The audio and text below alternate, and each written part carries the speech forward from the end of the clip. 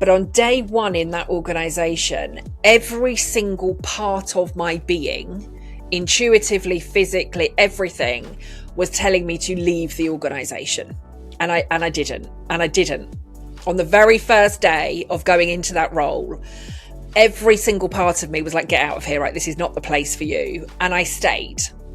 And so I ignored my intuition. That was really the first time that I had ignored my intuition. Right? I am a very intuitive person. I'm a very intuitive leader, and I ignored it. And I put it down to a few things. I put that feeling down to, like, this is the biggest role that I've ever had. It's the biggest amount of money that I've ever had. It's the biggest amount of responsibility.